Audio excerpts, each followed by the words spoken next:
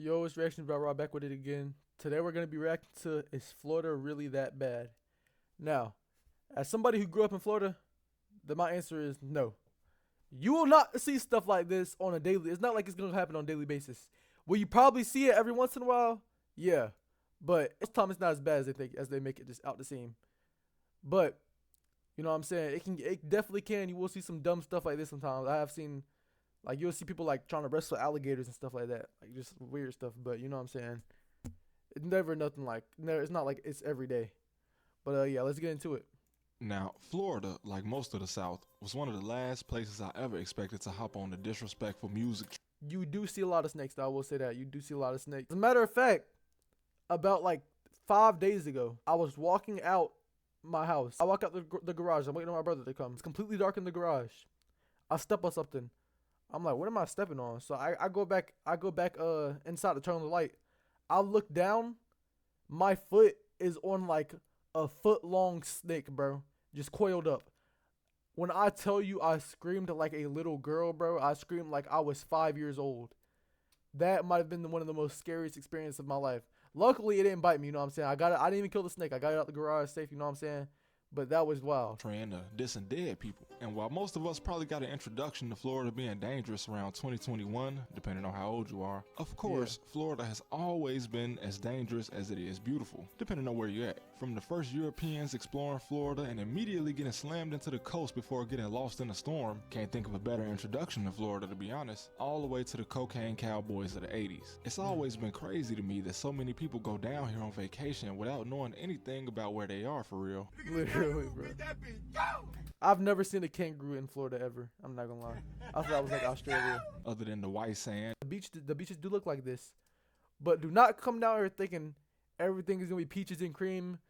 Cause just to get to the beach, it's gonna be traffic, bro. Depending on what time you come, bro, you might see people throwing fireworks at your cars or whatever. If you want to come to the beach, come during the daytime or something. Do not come to the beach during the nighttime.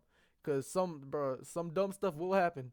And you don't want to be there when they do. And in the Palm Beaches, why do people from small towns and even other dangerous cities move to and visit one of the most dangerous counties in the South? Yeah, seriously, Miami-Dade County, by crime rate, or the rate of crime in relation to the number of people there, is the place you're most likely to become a victim of something outside of, you guessed it, Jacksonville, which I will admit not many people are moving to, but I'm kind of scared of Florida in general. And this crime rate around Miami-Dade County is crazy considering Alabama and Louisiana exist. New Orleans don't count because that's by far one of the most treacherous cities you can visit on this side of the planet outside of Mexico. Don't let all the tourists going to Mardi Gras make you forget where you are just because they don't read the news. But with Florida and especially Miami, you gotta remember that. And bro, them clubs, bro, do you know how many shootouts be happening at them clubs, bro? You hear about like a big shootout at a club and tourists be coming there thinking they finna just have fun, bro. No, nigga, they see you fly, they see you throwing too much money, bro.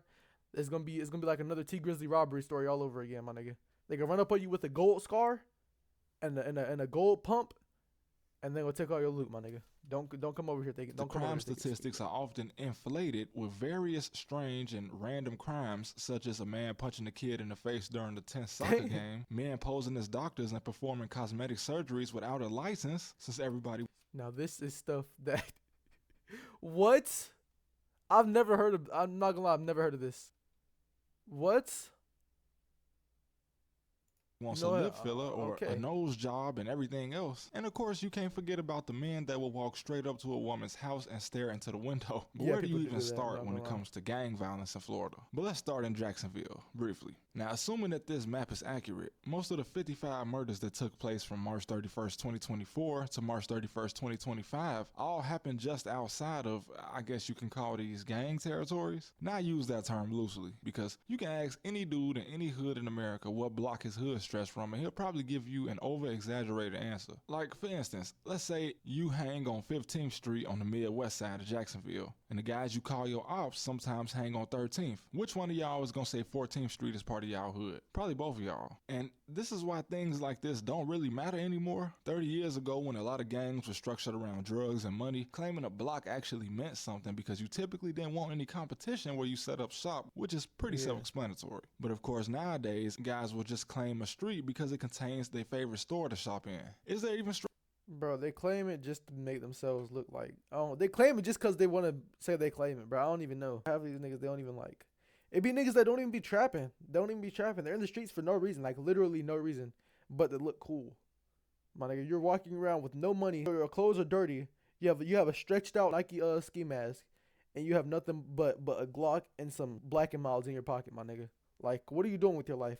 It don't make sense to me. Structure like this in Jacksonville, or is it every man for themselves? Let me know, Florida people. I remember back when I visited the suburban side of my family in Arizona in 2016, my auntie still thought that gangs were recruiting like the military. When from my personal experience, that hasn't been the case in decades. A gang is typically just a group of teenagers that grew up together and already hung out together. So all recruiting means is hanging out with strangers. Yeah, half the time, bro, there's no more recruiting, bro. The only way it actually works is if like you grew up there. There's no jumping in process. Well, in Florida, maybe in like Cali. I guess in Cali they probably still do it. You either grew up with them and you just like you there by association or you there by blood or whatever. But if you from like somewhere across town and you want to come over here and try to get jumped into this game to be a part of it, bro, you either gonna get backdoored or you gonna get robbed or you gonna get killed. Like it don't like it's so.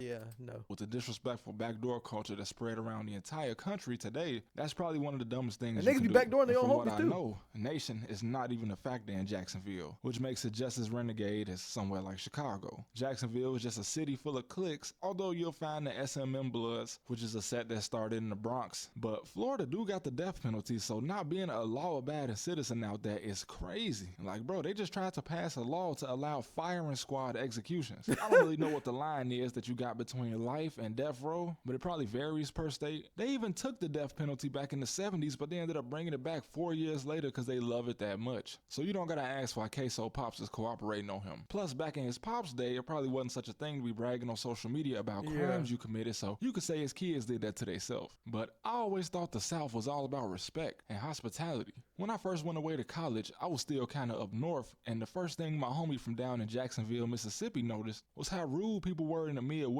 compared to down south. Now this was back in 2015-16, but where he came from, vice lords was riding on horses with rifles on their back, and people down south still had a better reputation than anything north of Tennessee, which you can just lump Memphis in with the Midwest because not only is them our cousins in Chicago, but most of us in Chicago literally have cousins in Memphis. Anyway, the Orlando guys will tell you that Miami is where you just go for vacation and it's kind of sweet out there compared to their city, which we know they're exaggerating a little bit. It do go down in Orlando. It don't go down. Robert, it goes down. No, it don't. Bro, this video right here was hilarious. I'm not gonna cap. It genuinely doesn't like it goes down. I'm not gonna lie. And then the whole time, right after they get off the boat, my nigga, the boat falls. Like, I don't know how big the drop is, but that was hilarious.